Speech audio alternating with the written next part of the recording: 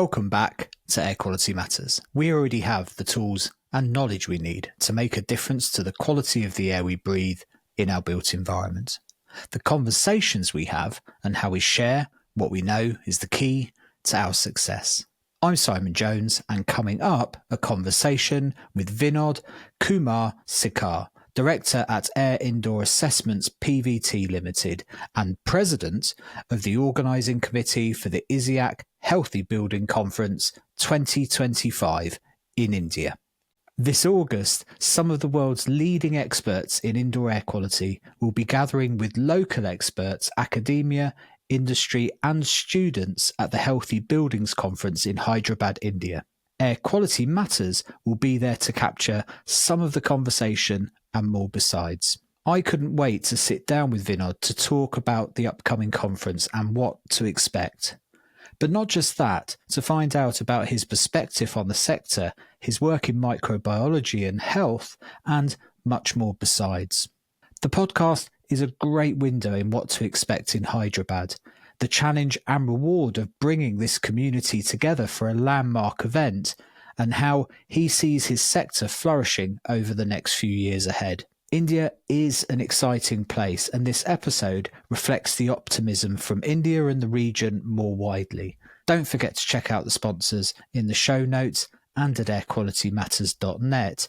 This is a conversation with Vinod Kumar Sekar. Yeah, you were saying a minute ago that you were that we should talk a little bit about your journey of how you got ISIAC to India at the Healthy Buildings Conference. It'd be a good time to ask you now whether you think that was a good idea with all the work you're doing at the moment. Yes, it's important people to know. Yeah, no, absolutely. I mean, one of the challenges, and I often think this with a country like India, is that I guess there's this inherent challenge in getting coherence between things like policy and research and industry coming together across a country as large as India. I'm fascinating in what your perspectives are on that, because, being within it and working across such a large part of India as you do, I guess you experience that day to day, even in your work, never mind bringing something like the Healthy Buildings Conference together. Like, this is a big challenge. A big country brings with it a big challenge, doesn't it? yeah, it's a big challenge. But what I'm basically a microbiologist. My core working area is healthcare. So when I started working on controlling airborne microorganisms, I bound to learn a lot of engineering aspects. Even though I'm very poor at maths, but still I tend to learn a lot of engineering aspects. And then I realized microorganisms is not only for microbiologists or only for medicine people. It needs multidisciplinary people involvement to control, because it's present everywhere. That's where my interest went towards learning more on engineering aspects of engineering control. In terms of filtration, aerosol, microbial control.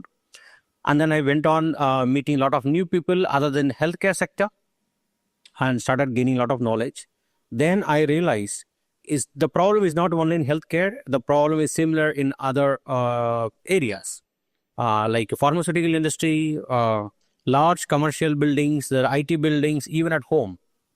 So that's where I felt we need to have a multidisciplinary program or collaboration or a platform wherein every kind of people, means the people with multiple knowledge or different sector knowledge, can come together and create one single solution.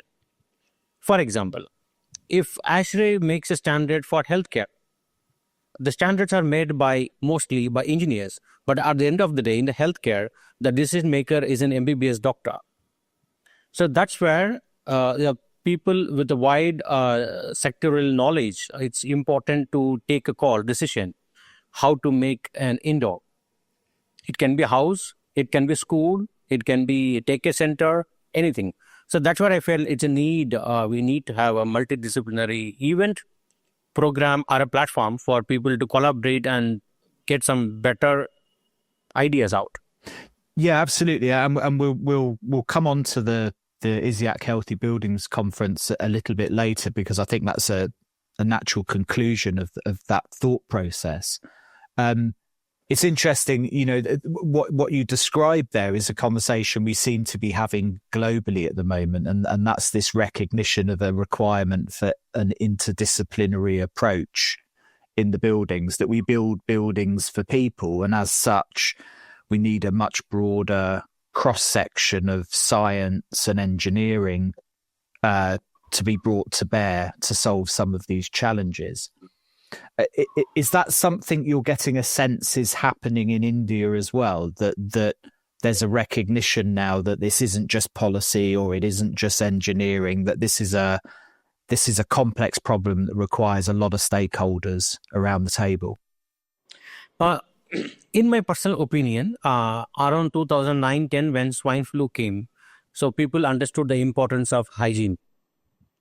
And then when COVID came, people understood it's very important to have a multidisciplinary people to control future pandemic or to have a healthy indoor.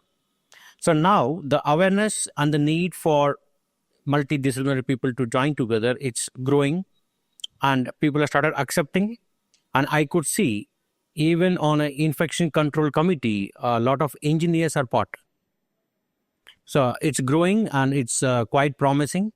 And I'm sure the future is going to be people who is familiar with their respective subject, they would be involved to do their respective work. It's not that somebody will do all the work. So it's really good to see that we are progressing now.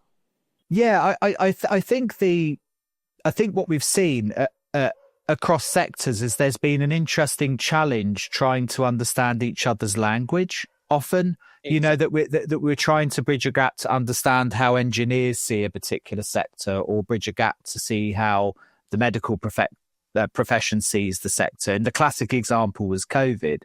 There was a real barriers to understanding what was meant by something as simple as what we thought was as simple as an airborne nature of something. I guess you've seen similar conversations happening around these tables. Yeah, it's well said. The COVID really taught us a lot. Most of the time, if, for example, I'm giving a lot of healthcare examples because I'm from that background. If a doctor is making in a hospital or a bone marrow transplant or any particular room, if an engineer says that I need certain capacity of AHU or the number of filters, doctor may not understand sometimes. So to reduce the cost, they will ask the engineers to reduce the capacity of the AHU or the duct size or the filter. So there we are compromising with the science. So the engineer may not be able to convince that it's required as per the standards. The doctor realizes after when he started operating the particular room, he realizes that there are some internal contaminations due to improper circulation of or ventilation of air. So now doctors started understanding. If an engineer says they know what to do in a healthcare sector, they started understanding. Likewise, during COVID, the engineers had their own thought process on how to control this particular COVID virus. They all tried different methods, but it took time for both the sectors to come to a single line that how to control. By then, it delayed by 6 months or 7 months.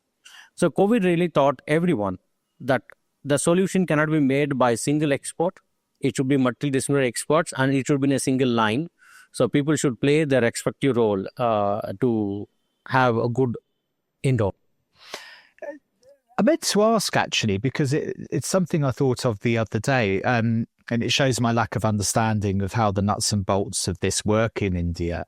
Are there national standards to things like HVAC and building control and regulations, or are there quite large regional variances? Because you've got a massive difference in weather across India, for example. Like there are huge differences in climate.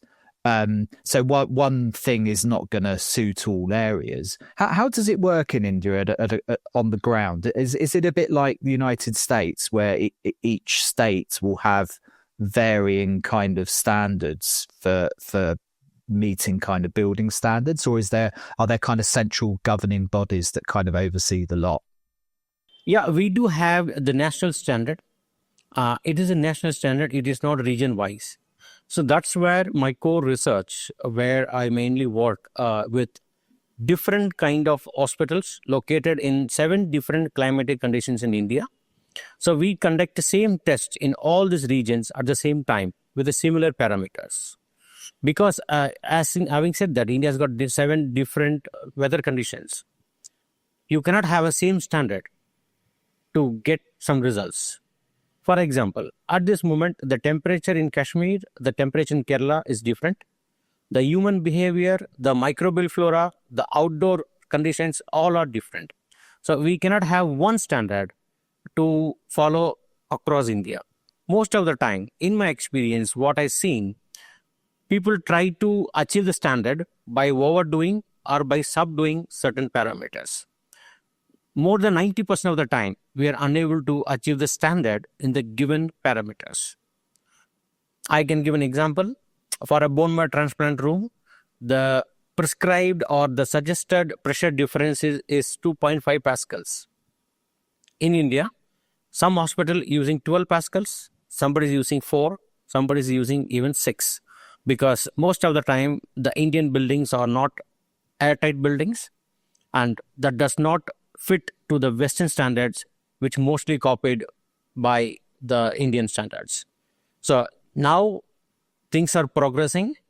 Lot of research is happening. Lot of data we have. Now, a lot of Indian standards are being tailor-made based on the Indian weather conditions. And I'm sure probably in the coming years, it could be even region-wise, the standards can be implemented. I could hear from some renowned people, there are fair chances. The standard would say what to achieve and how to achieve, it will be depend on the particular building in charge. They should know better how to achieve the results. Rather than giving them the full procedure, they are going to simply say what should be the result and let them decide how they should achieve the particular parameter. So I'm sure that we will have our own Indian data-based standard, that too region-wise. That must be quite encouraging because it reflects much more deeply the breadth and spectrum of different types of building typologies, age, quality of stock, regional differences.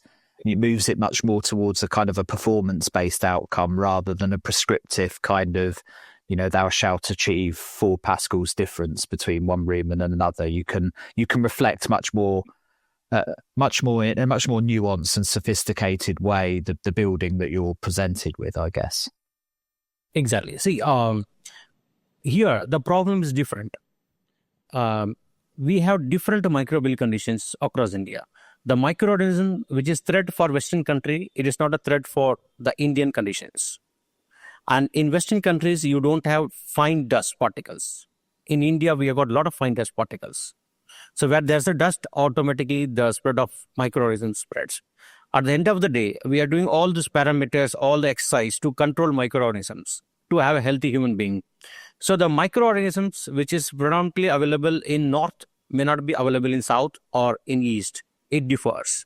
And so the standard should also differ. That's my personal opinion, right? As we have dust here, so our methodology of controlling organisms should be different compared to the Western countries. So that's the reason. It's very important to have region-wise the standards, which should be based on the data collected from that particular region, you can call it, or it depends on the weather conditions. Yeah, it's interesting what you say about dust. Is that because microorganisms attach to dust, so that you're providing a unique transport mechanism that may not exist so prolifically in other countries, or is it just the associated illnesses and issues with dust on top of the microorganisms?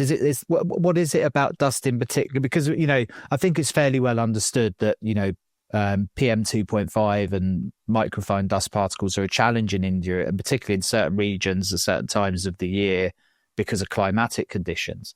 But does that actually present a microbiological challenge as well in some of the spaces you're trying to manage?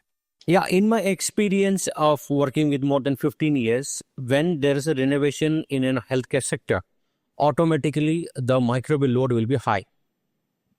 So during renovation, we found most of the time the Aspergillus microorganisms levels are pretty high because of the available fine dust. Under renovation, you cannot control the dust moving from one place to another place. So in one of my study, we found the dust level plays a major role in transporting organisms from one place to another place. Where there is a less dust movement, we have seen less microorganisms. Where there is a high level of dust, we have seen high level of microorganisms, mainly fungus. Really interesting. Yeah, it's amazing what rabbit holes you end up going down in these conversations. But that's a really interesting point to pick up on. So a lot of this isn't kind of virus and bacteria related. This is mold spores and those kind of things. So is it likely that during renovation there's existing molds, because mold exists everywhere, that's just the nature of buildings, but what we're effectively doing is disturbing large amounts of it in renovation, so then you're seeing that impact downstream, that we're spreading these mold spores and things as part of the renovation. Is that kind of what you're saying? See, the spores, mainly the fungal spores, they are opportunities. Yeah. When there is an opportunity, they become active, right? So if you have a immunocompromised or even a little bit ill health human being, and if the level of spores are pretty high, they automatically attract infection much faster. So Indians are habitual, born, brought up and grown up in a dusty condition. So, but again, same time, when I'm not well, even I'm having immunocompromised situation, or if I'm having a respiratory infection, the particle does play a major role. That's the reason now all the critical areas are now utmost clean. They follow almost ISO class 6 standards in terms of indoor air quality in critical areas. And it's important to control the dust. Even at home, if we have too much of dusty at home, I've seen a lot of houses where with poor cleaning or dedusting, the fungal load are pretty high in the indoor. In one of my tests, the house which is having a carpet, sofa, and not well cleaned by a wet wiping, just by dusting, we have seen the fungal load is much high, and also the VOC level, because when you have fungal, automatically the VOC level increases. So you start getting eye irritation, nose irritation, and the place is literally, you cannot stay for pretty long. And one of my studies says, we have compared two different rooms, one with high level of dust, one with almost no dust. And after a 10 days or 15 days of closed the entire chamber, we found the fungal and VOC level is far higher in the room with high dust, and much lesser fungal and VOC load with almost no dust. I do this study mainly because I work with most of the time with the immunocompromised patients. So it's very important to provide them as much as possible clean indoor environment. Yeah, interesting. And that extends into the residential sector, I guess. I mean, part of what Yes. you're talking about there. Has there been much work? Including the corporate offices where they have 200 people working in a single floor, having a carpet, having a cushion-based chair, and also having a green plants, wherein they'll be watering the plants every day, and there's a soil, and there is not much ventilated or not much amount of fresh air added. The level of spores are pretty high in such scenarios. Yeah. So that's the reason I myself suggest people not to have plants in a closed air conditioned rooms. Interesting. Because you hardly have any fresh air, and you have no option to dilute the pollens or the microbial load which is generated from the soil, wet soil of the plant. I remember talking to Priyanka Koltreta on this show it was well over a year ago now, and a very small part of our conversation we were talking about damp and mold, and she was saying, one of the challenges, particularly in the tropics of India, is the rainy season, and the buildings just get so saturated just because the sheer volume of water that if when it rains heavily enough, water will find weaknesses in the building. So inevitably you end up with saturated surfaces. And in those scenarios, then you create conditions for mold growth. So she says it's almost like setting the clock. Once the rainy season starts, you're almost waiting for the mold to start appearing. Yeah, that's interesting. So it's amazing that mold is such a universal challenge in buildings, that we often see this as a cold weather climate issue in warm, damp buildings in winter.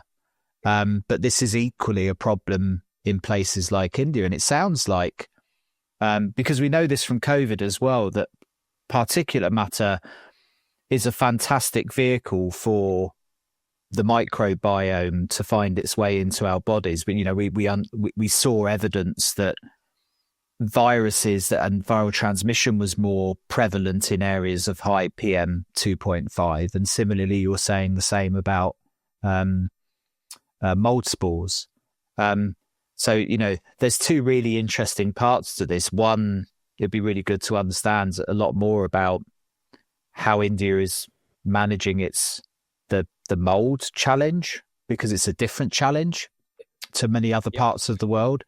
But also why particulate matter is so important, not just because of the nature of what the PMs are made up of, the spores or the heavy metals or the industrial carbon or whatever it is, but actually as a vehicle for some of the other stuff that we don't want to be inhaling as well. Yeah, really interesting. Because microorganisms, they don't float or they don't travel on their own. They need a carrier to move from one place to another place. Yeah. So the most of the time, the carrier is human being or the dust particles. Yeah. So I'm guessing a lot of your focus in your work is filtration, right? I mean, a lot of what you do. More than filtration, I work on decontamination. Yeah. Reason being, if I filter, the microorganism is still live. And when I keep filtering it out, when I create a gel of microorganisms at the backside of the filter, so they are live and there's a jelly. So if tomorrow someone goes without a proper personal protective equipment to remove the filter, he will be exposed to the massive amount of organisms which is lying behind the filter. So I mainly work on the decontamination, where I want to kill the organisms, not let them live behind the filters. So yes, filtration and decontamination is my core area. It's not only in the air, even on the surfaces, I work on that. Yeah. And what are kind of some of the principal tools that you're employing in your sector to decontaminate? Are you using things like UVC and chemicals? So what are the kind of things you're bringing to bear for killing viruses and bacteria in those situations? I'm not in favor of UVC. Probably I'm against most of the world. But in my experience, in my test, having the high level of dust particles in India, the moment they sit on your UV lights, your UV light radiation level goes low and automatically the efficacy goes low. Yeah. So that's the reason I'm not in the favor of UV lights. I mainly work with hydrogen peroxide chemicals for airborne microorganisms decontamination. Why hydrogen peroxide? Because being an oxidizing agent, it does not have any byproducts. And for airborne decontamination, I use a reactor called HEPA MD reactor. It's high efficiency particulate air with microbial destruction, wherein this particular reactor does not use any filter, UV light, gas or chemical. This particular reactor was developed by European Space Agency in 1980s or something. I'm been working with this particular reactor for almost 17 years now. And this reactor really does a good job. It does not just filter, they also degrade or destroy the organisms and retain the debris within the particular system for a longer duration. It gives really fantastic results. So my solutions are based on what kind of organisms we found the problem and where it is and what is the budget. Yeah. And how fast they want the bioremedy to be done. And your focus, as you say, predominantly is in the kind of the healthcare sector. That's where you work mostly. Yeah. Yes. I mean, My 90%. Sorry, go on, Vinod. Please go ahead. No, 90% I work in healthcare, maybe 3-4% in pharma, and remaining 7-8% in IT industry, where they have big rooms and they have frequent sick leaves, and they call us to find out what is the problem. Okay, interesting. I suppose coming back round to the original question around the challenges that India presents just because of its scale. I mean, you know, I think the challenges with ambient air pollution are well documented, but I think with India at the moment, it really seems to me, certainly every time I talk to people, that with that, the other side of this comes enormous opportunities to do better, to make some really good impacts on the built environment and people's long-term health and well-being. And that seems to drive an awful lot of enthusiasm and dynamism in India. Is that something that you reflect on much and see in the sector, is that there is this momentum in India more broadly to really solve some of the challenges in the built environment? We just started growing now. We are not even, I would say, crashed double digit. We are still in a single digit growth on this particular sector. But in India, this particular sector is going to grow in a much higher level in the coming decade. The reason being, we just started understanding or started having a good standards, and we have now knowledge pool where people understand how to make a building or how to follow a standard. Now we have started, maybe I would say we just took the first step. We have a long way to go. But yes, the opportunity and the progress is very, very high for every individual who is in this particular sector. I mean to say the filtration, airborne microbial control in this particular sector. Yeah. And I guess, you know, that's with your view on your part of it. I imagine more broadly across the entire built environment sector and indoor environmental quality, you know, managing thermal comfort, air quality, lighting, acoustics. It must be an incredibly dynamic space, all in all. Yes, it's a highly dynamic, and a lot of people are now in the market with proper knowledge and sincere efforts to deliver what they promise. And now the end user also aware what they needed, right? And people started understanding the healthy life means you should have a healthy indoor. It is not that having a luxury per item you have a healthy life. Now people started understanding, and also as we are building multiple high-rise buildings across India, it's need of an art to have a proper standard and proper making to people to have a good life. Yeah. And you know, there's a lot of knowledge out there, both in India and also internationally. So there's not a lot of reinventing the wheel needed. There can, you know, you can pull from all sorts of sectors all over the world about what works, what doesn't, and so on.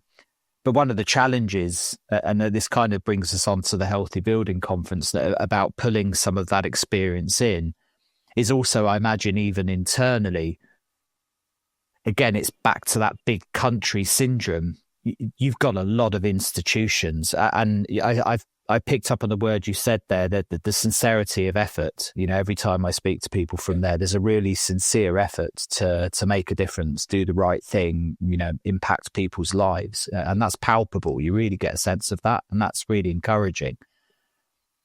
But it's also a big challenge, I imagine. You've got people from all over the country that probably have never even met or spoken to each other or have differences in opinion. And bringing that together cohesively is going to be one of the big challenges over the next decade, I'd imagine.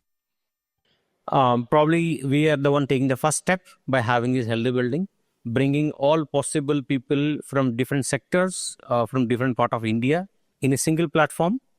And I'm sure people will know each other better after having this healthy building. And there are going to be collective research. As per my opinion, as of now, the research is much clustered within India.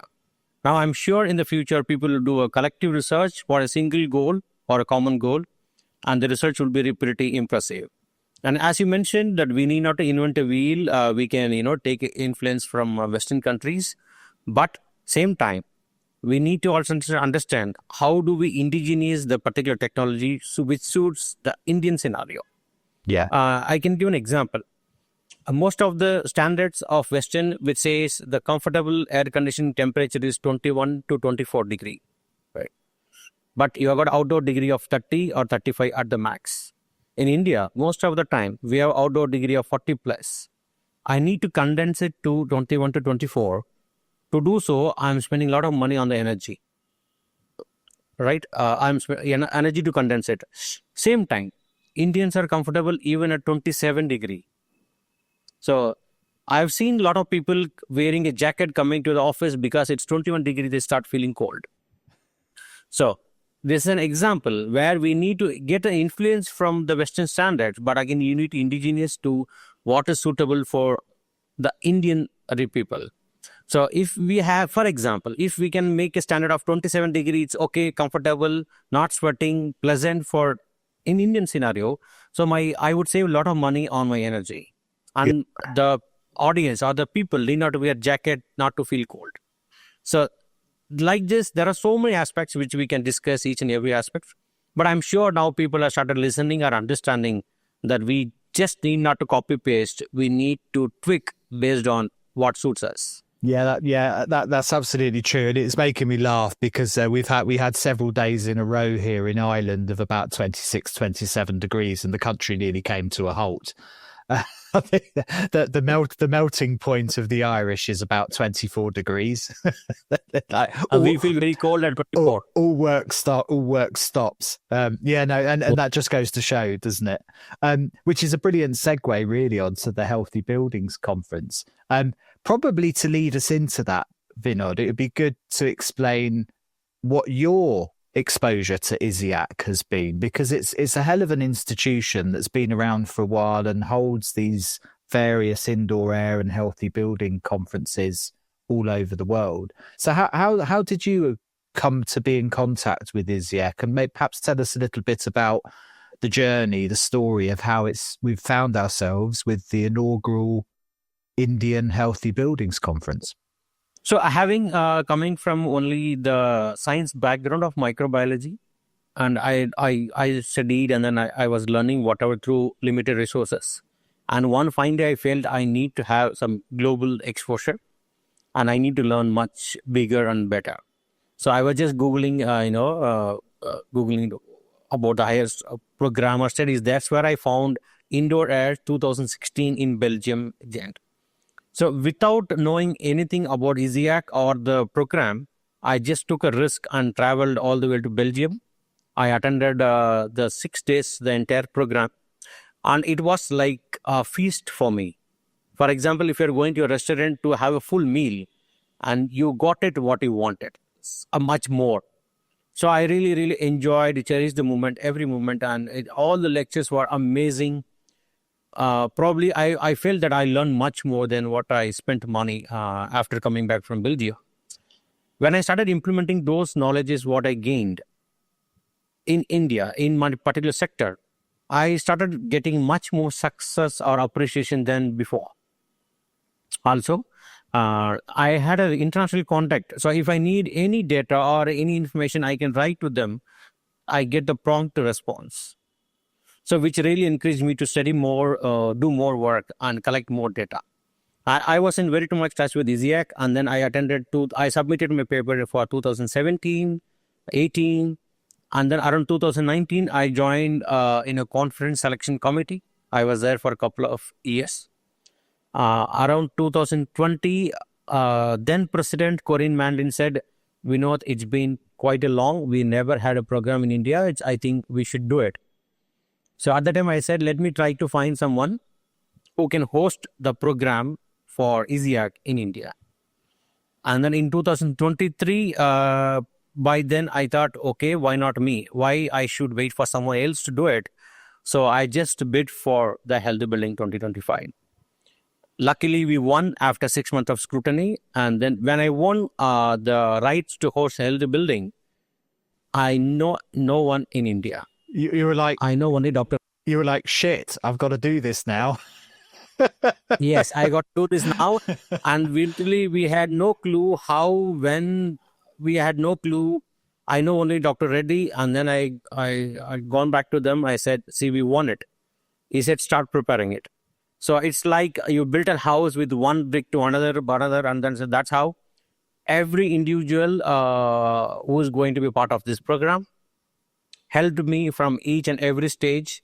So you can simply say September 2023, I was single person. Now we have a massive program which is ready to go. Yeah. No, that's amazing.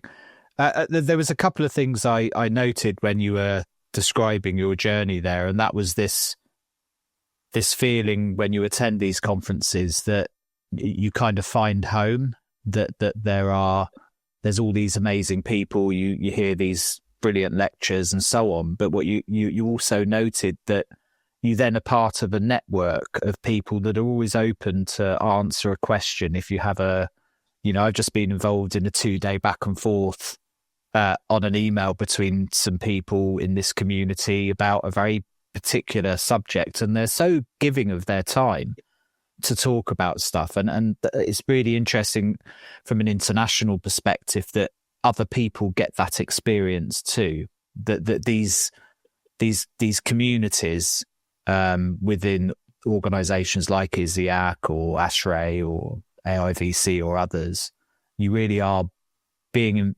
part of a network of like-minded people that really want to share and help you build and understand, don't they? Yeah, probably this indoor air quality or this particular sector is very small sector. And the people who are there, they're highly interested to be in this sector without any other interest or motivation. They give a lot of efforts, not only their own research, they give effort for others' progress too. For example, if I write some of the international professor asking a doubt in 2 lines, I will get a reply for more than 2 pages. So I need time to sit and read the entire reply, which will have a lot of deep thoughts with a lot of references. So those guys really love the subject, what they're into, and they put their heart and soul in the subject. It's not that they want to learn and keep it with them. It's that they want to share it with as much as people possible so that we can do much better work. Same way, ISIAC want to do it in the places where they have not been there. They want to expand, they want to connect as much as people possible in this particular group, so that tomorrow there could be a global data on particle count, thermal comfort, microbial, whatever.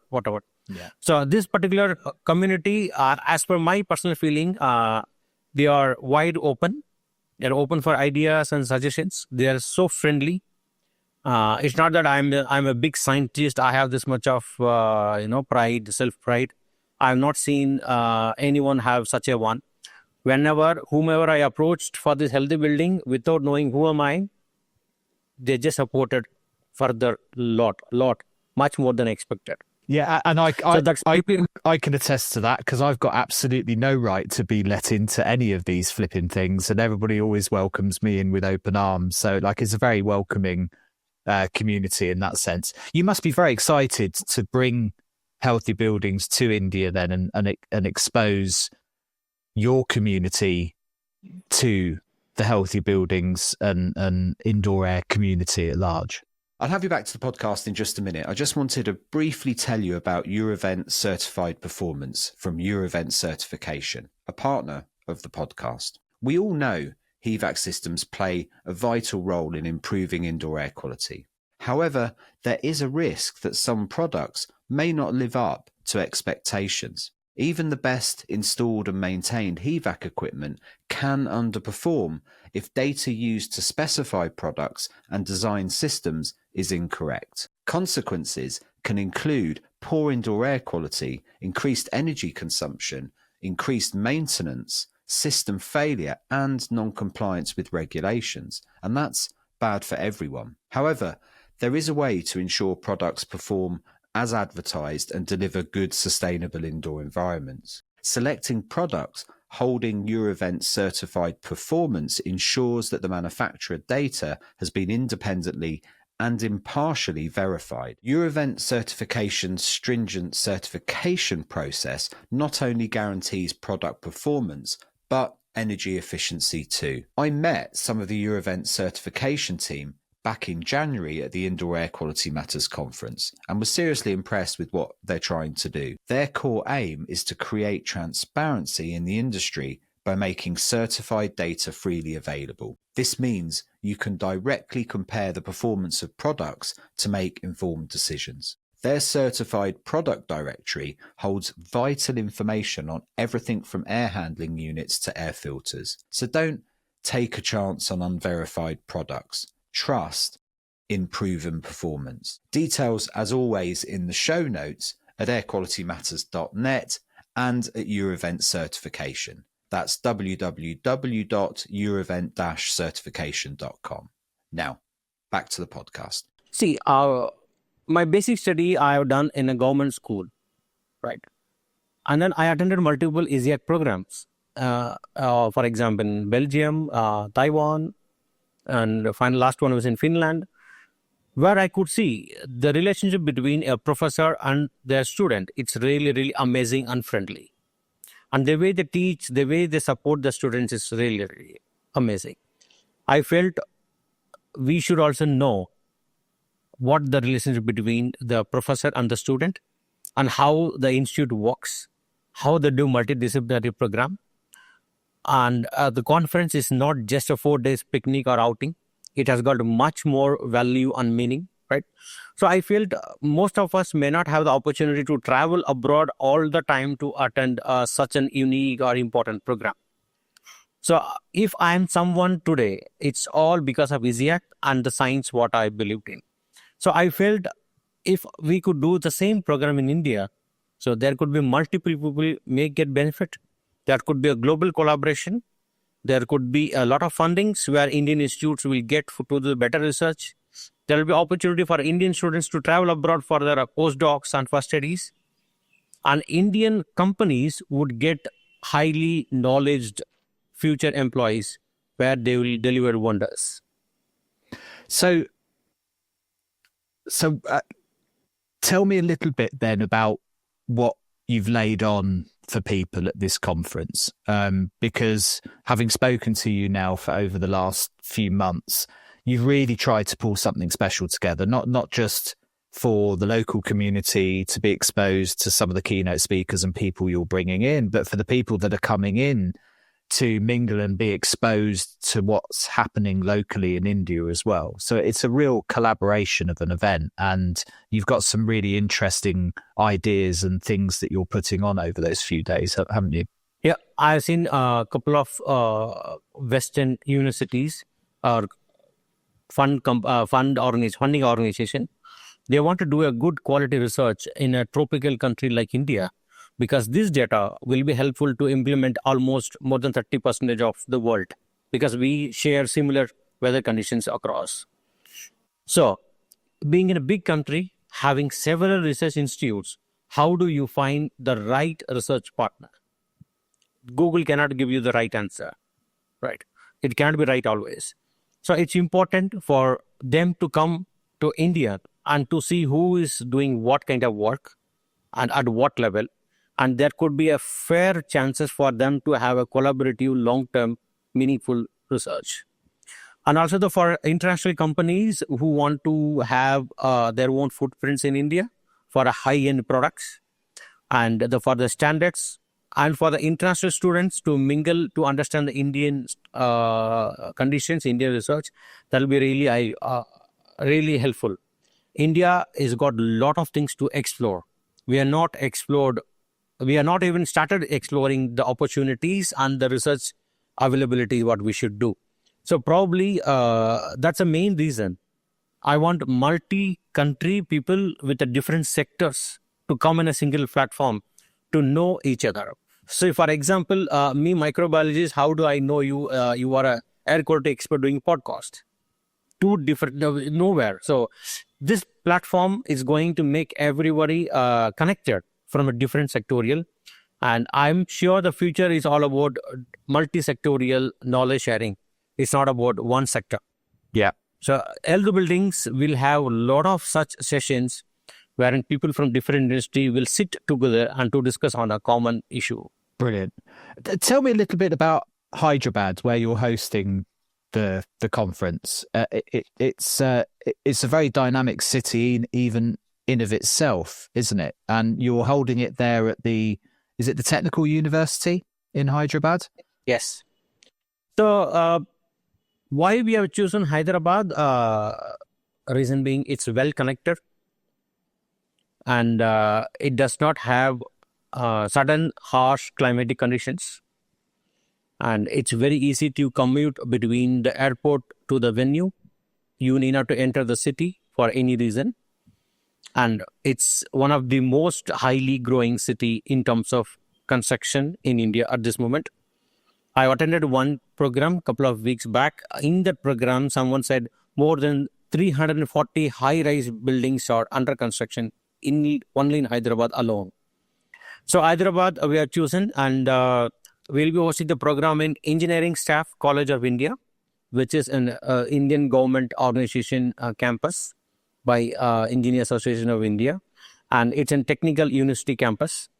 And Hyderabad is dynamic because it has got a multicultural history, from Mughals to British to local Nizams. The food is excellent in terms of multi-cuisine, especially for non-vegetarians. Is going to be the feast, and a lot of places to visit for all the participants. You get to see an amazing palace. You get to see a beautiful lake. You get to see 500-year-old architectural marvels. And you have got a lot of things to shop, like pearls and all the women accessories. And people who really enjoy eating street food, non-veg, and sightseeing, travel, everything. Also, Hyderabad is progressing in terms of more than 40% of global pharmaceutical ingredients are made in Hyderabad, the raw materials. It's a pharma hub, it's an IT hub, it's a healthcare hub. So it's one of the most promising, highly growing city, Hyderabad, even though I'm not from Hyderabad. Yeah. That's a great pitch for Hyderabad there, Vinod, considering you're not from there. Do you know, it's funny, I've spoken to a couple of people recently from India, and every single one of them's gone, oh, you've got to try the food in Hyderabad, it's amazing, and try this and make sure you try that. And so, yeah, really looking forward to that. And but this isn't all fun and cuisine and tourist visit. I mean, you've got a packed 4 days full of content. Perhaps tell us a little bit about what people can expect from the conference itself.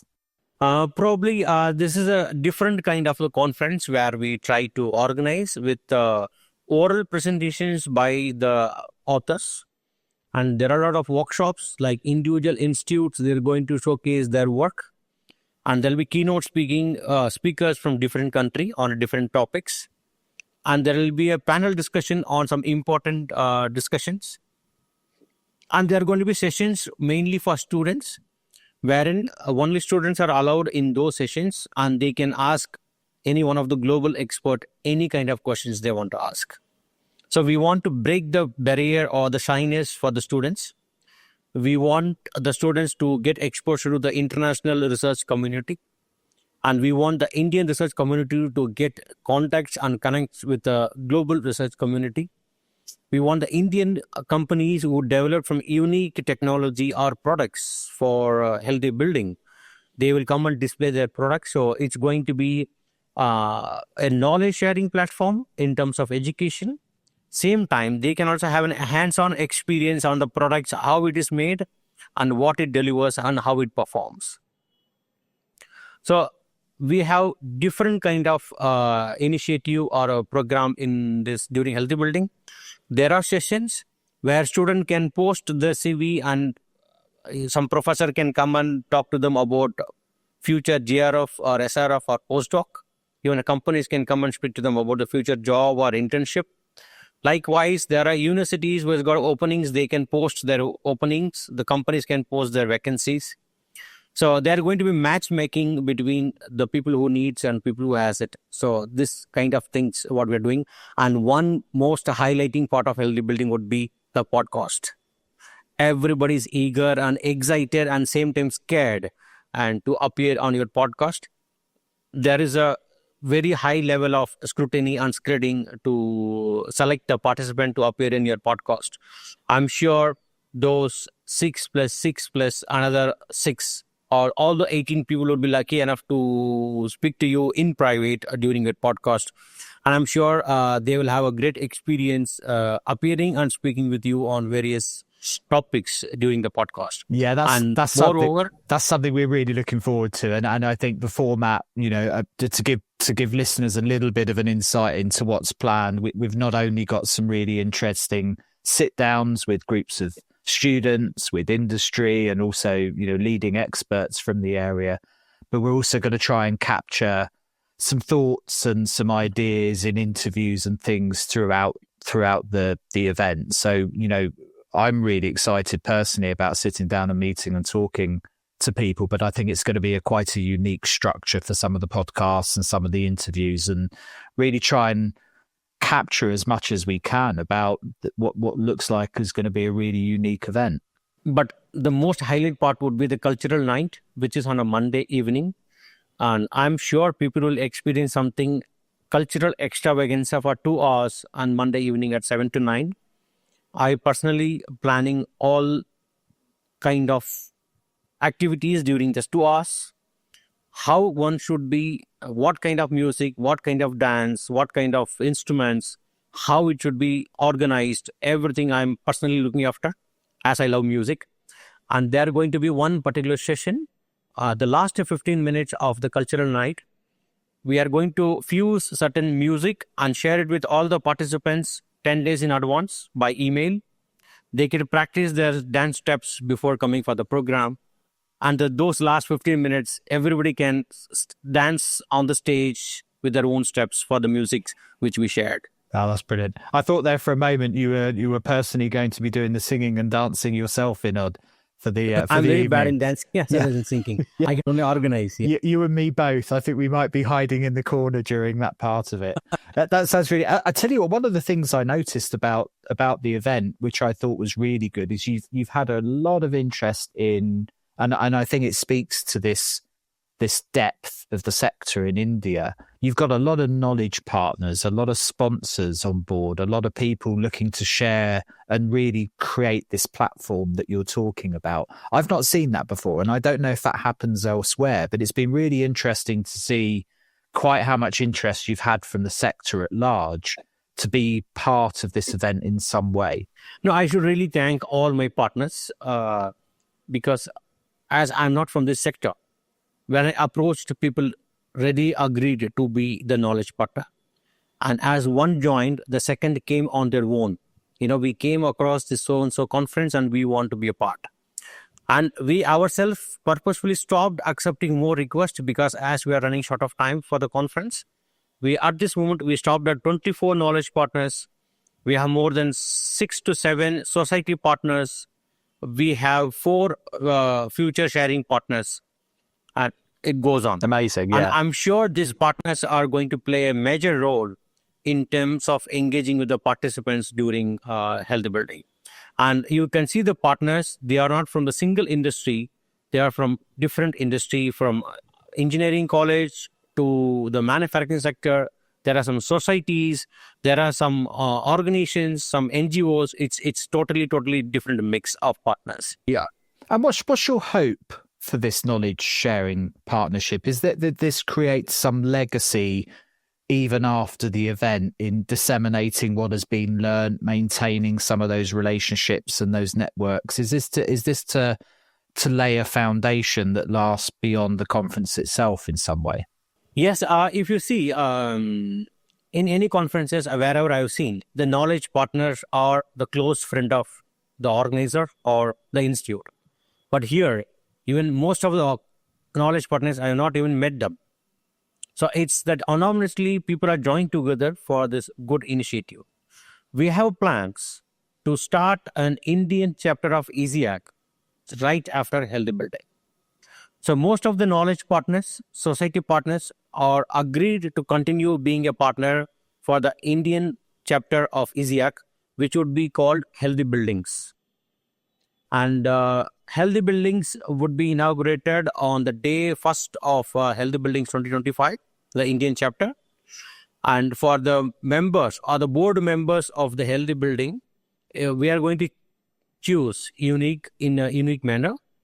We are going to call for the nominees globally for the certain positions, and there will be a ballot voting during the Healthy Building Conference by the participants. And then we'll announce who are the key members for the Indian chapter of ISIAC. And we would continue doing the activity what ISIAC has done in the past. We will be doing it locally in India. And we would organize some local events. We will support the institutes to get some resources globally. And we are going to be the connecting partners. Connecting means connecting anyone with the other people if they need any support. We have a lot of things planned for this particular chapter, but yes, it's too initial to share a lot of things. Yeah. And what are some of the themes that you're going to be covering in the content of the conference itself? I mean, there's quite a long list from what I've read through in the conference program. I mean, it's certainly very packed, as all of these things are, but it's the full spectrum of the indoor environmental quality space that you're talking about here, isn't it? Yeah, because we decided we should not be too narrow in terms of the theme or the conference content. So we went wide as much as possible on indoor air quality, environmental quality, aerosols, particles, filtration, thermal comfort, acoustic, lighting, public health, hygiene, airborne control, and it goes on. Yeah. And we are happy to receive more than 345 submissions from almost 40 countries from all these topics. So now at this moment, we have more than 140 presentations during Healthy Buildings. And as a lot of last moment interest from the people to be a part, I'm expecting more than 350 audience will bound to listen more than 200 plus presentations. And having read all the 345 papers, abstracts, there are some unique and excellent and outstanding work and results, which is going to really surprise the audience. You've read all of the abstracts. That's a feat in itself. Because I need to, I was handling the software, so I need to assign those abstracts to the right the reviewers. So I had a habit of reading the paper and then, okay, we should send this one to this person because he's the right person to review. So that's how I happen to read all the 345 abstracts. Jesus. Even though something I don't understand much, but again, yes, it was fun reading. Yeah. I can imagine. Well, if anything else, you're going to need a holiday after this, I'd say, Vinod, when it's all said and done. I'm thinking to come to Europe in the month of September. No, I can imagine. And I'm assuming this is being done through various parallel sessions, that there's so much here. I mean, that's always the challenge of these events, is actually trying to pick which sessions you go and see, because there's always going to be clashes. It's very hard to see everything. While making the schedule, we were very clear, let's not have too many parallel sessions, but we bound to have 4 parallel sessions. Yeah. And we made sure the people will not miss out the favorite subject which is running in the parallel session. For example, I'm an air quality or airborne microbiology interested person. So my favorite subject will not be running parallelly. So the parallel session would be of thermal comfort or acoustic or something else which is not of my interest. So we made sure similar kind of work or similar kind of study is not on any parallel. It's on a different timings. So that one can pass through their favorite papers and move on to the next session. So that's how we have planned. And it's going to be the 4 full days activity. There are fair chances people will not get bored only by study, workshop or knowledge sharing. There will be a lot of other networking plannings which we have not announced yet. Yeah. So, for example, if someone want to talk to Pavel in private, there is a separate private meeting area. They can take his time. They can sit with him in private and discuss if they want to discuss something. Yeah. These are not in the schedule. So we made a separate meeting zone wherein an individual with the favorite or with whomever they want to discuss, they can sit in private and discuss. Yeah, that's interesting. And the venue which we are going to host, a healthy building, it's a single building, fully air conditioned. Everything would be in a single building, from the main auditorium to the parallel sessions, expo area, food zone, meeting area, including podcasts, would be in a single building. So the participant need not to walk or travel too much distance to go to the parallel session. It's just in a single building. Yeah. Yeah, sounds really exciting. Sounds really exciting indeed. Well, I can't wait. It's for those that still want to try and attend if they can. It's what dates in August, Vinod? The program is on August 18.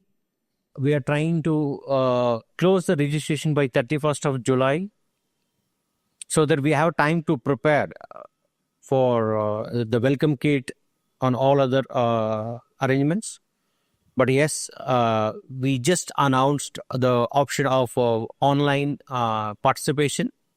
The online participation will be available only for the main auditorium, not for all the parallel sessions.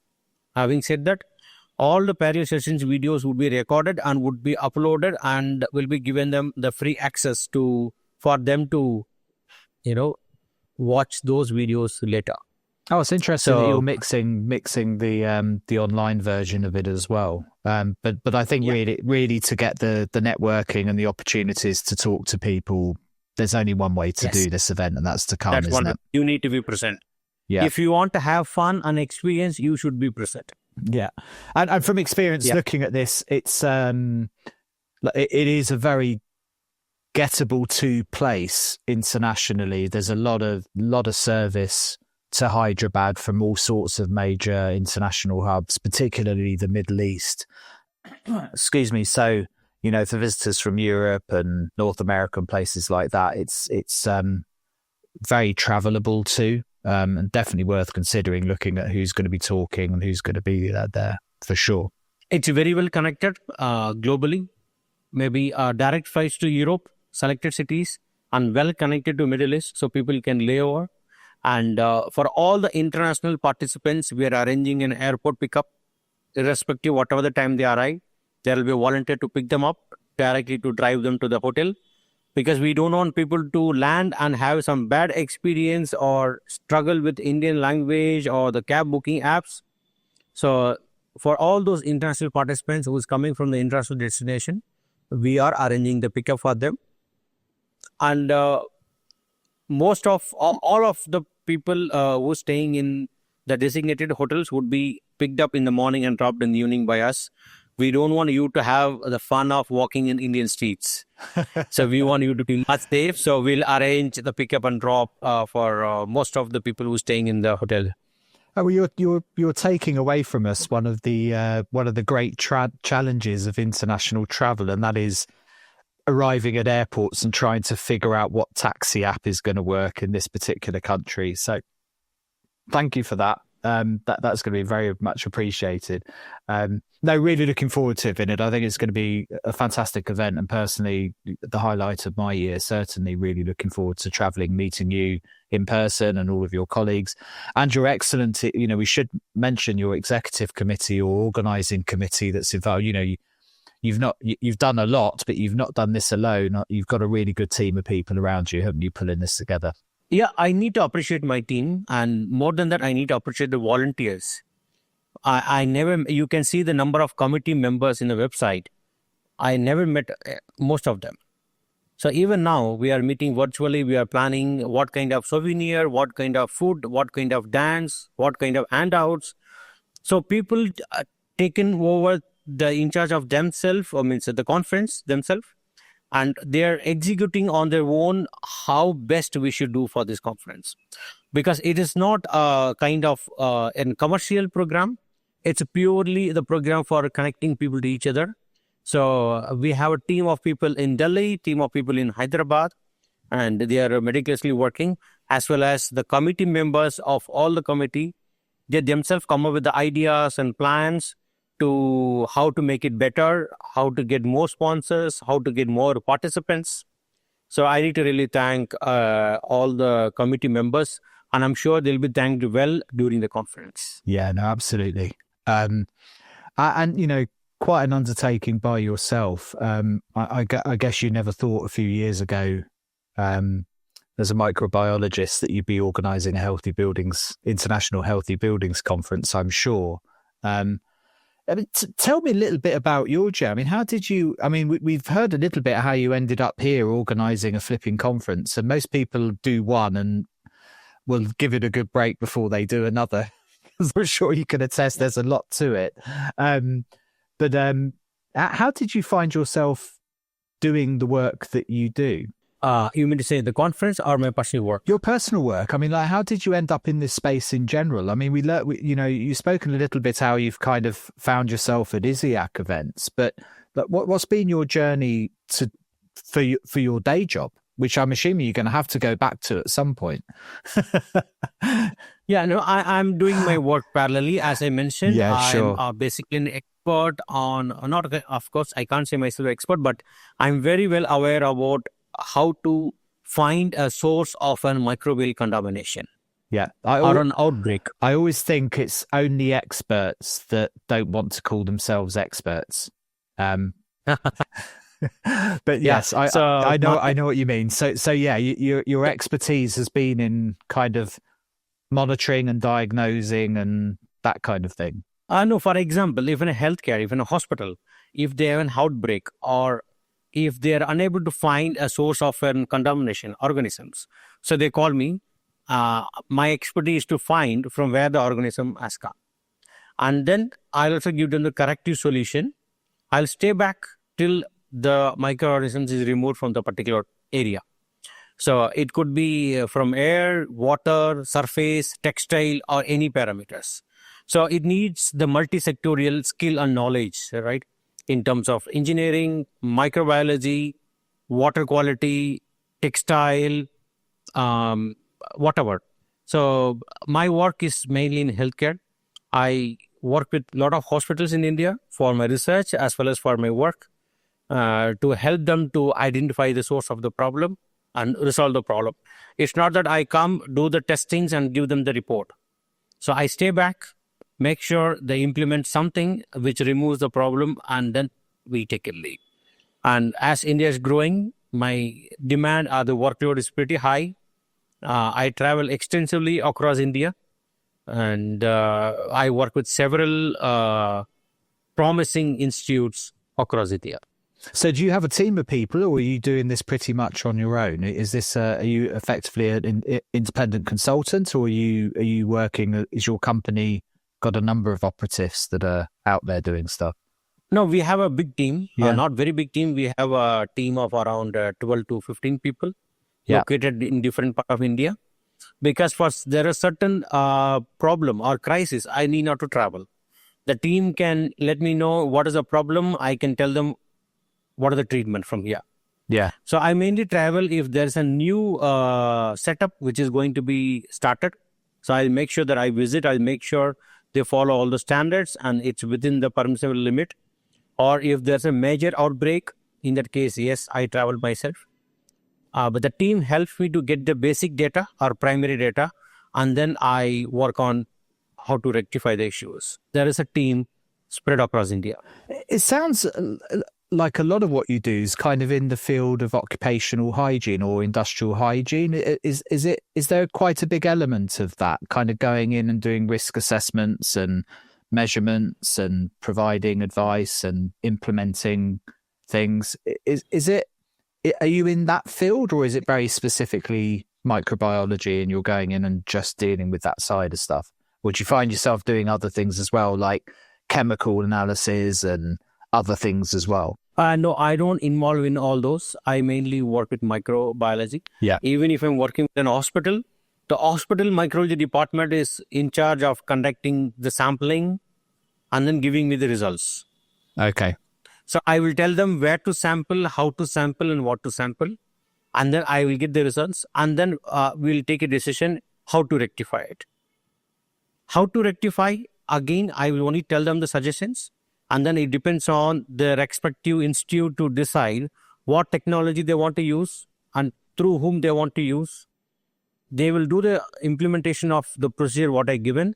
And then again, I go to check the results, whether it has been implemented properly or not. Because if I myself do the work, it will become biased. So they may think that I'm promoting a particular product or technology or a solution. So that's where I don't involve. I give them multiple recommendations. And based on their budget or based on the technology, what they're convinced with, it's up to them to implement those technology. I'll go and only see how it's implemented, whether it's correct. And if correct means is the problem is resolved. So all those aspects. So basically mine is only a detective job. I don't do much of the day-to-day testing and other analytical work.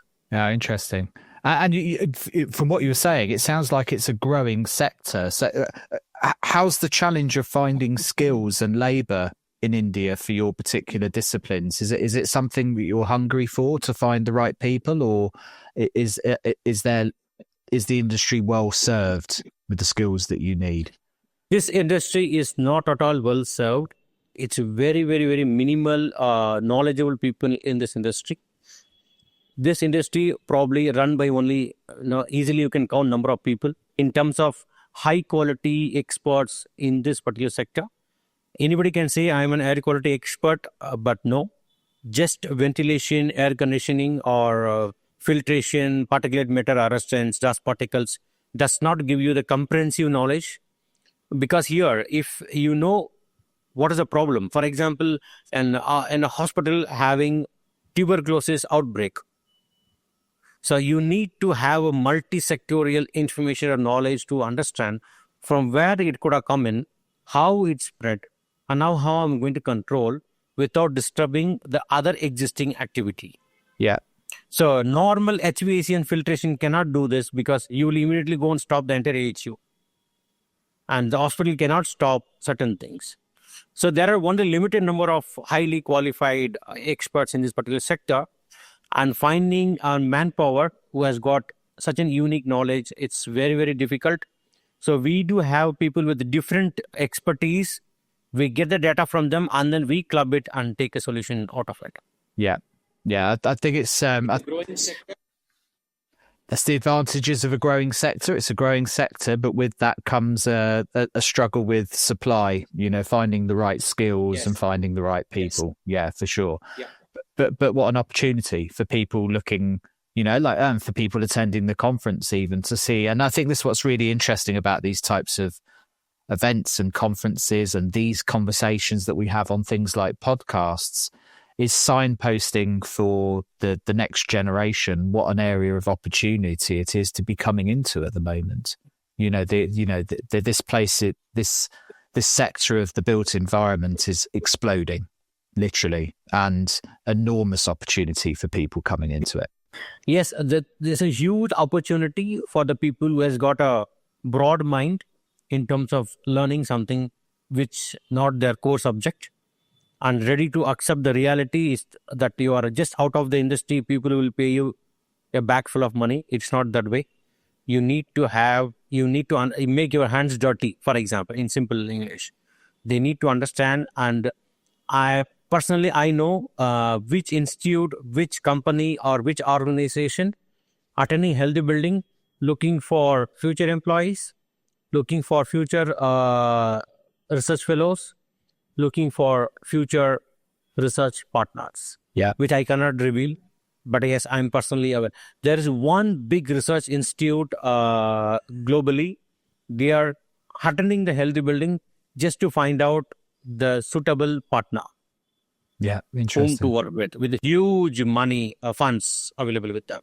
What looking forward in your sector, what excites you most, do you think, about the future of your sector in India? Now, I think India has more than 55,000 hospitals. Now, wow. The ratio between government and private was very large in the past. Now, sooner, the qualified or quality-based private healthcare sector would overcome the government healthcare sectors in terms of number of hospitals and number of beds. Now people are more aware about the quality, and even the customer, the visitor, the patient, they want a quality healthcare in terms of cleanness, hygiene, less of nosocomial infections and all the stuff.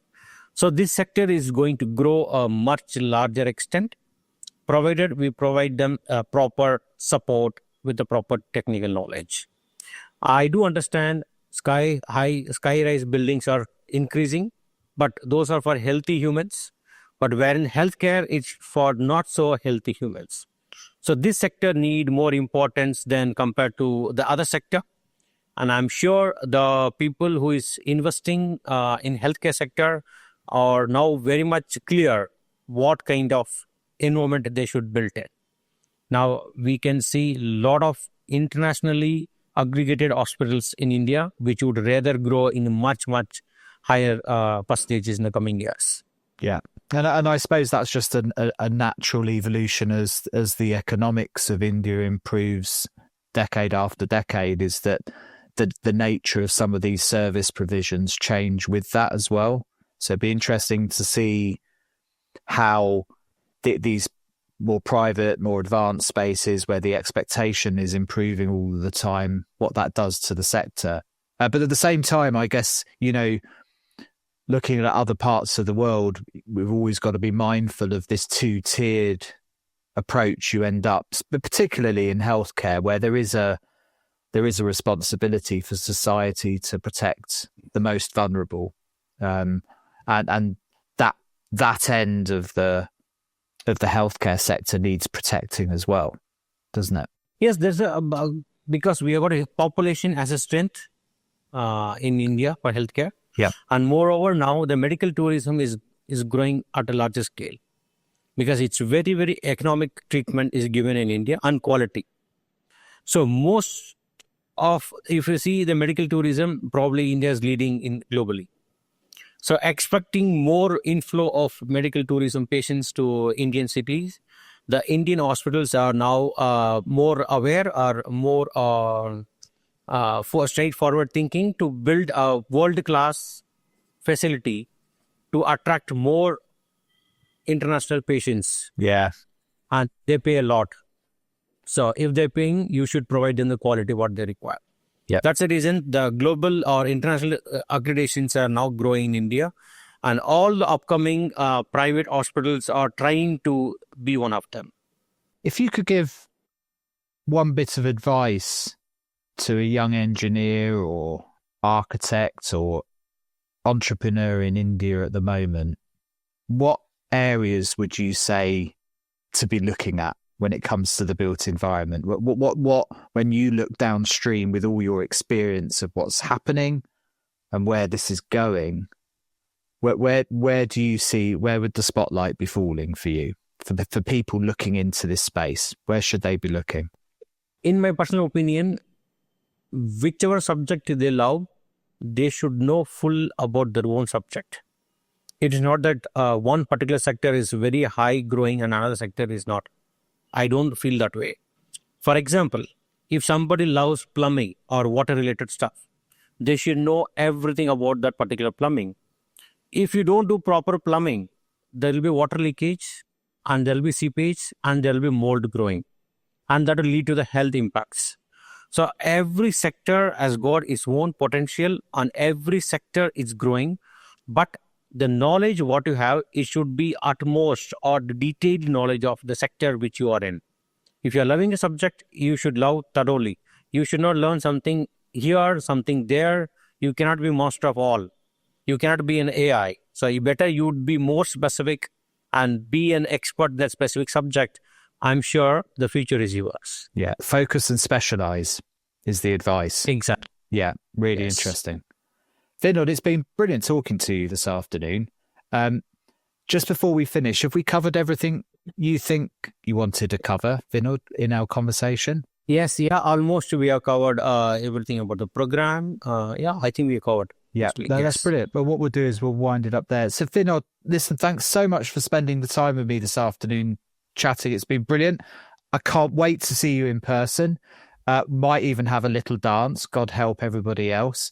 And I can't wait to see you all at Healthy Buildings and the conference at the end of August. Yes, of course, we are waiting for your and everyone's arrival. We are there. The team is there to arrange pickup from airport to your hotel, across the program. Maybe we can sit somewhere in a quiet place, have a cup of coffee together. Perfect. Even though I'll be running around a lot, yes, I'll make sure that I spend some quality time with you. We'll try and carve out some time together for sure. Vinod, thanks a million. It's been great talking to you. My pleasure. Thanks for your time and thanks for the opportunity. Thanks for listening. Hold on a minute. Before you go and shoot off or onto the next podcast, can I just grab your attention for 1 minute?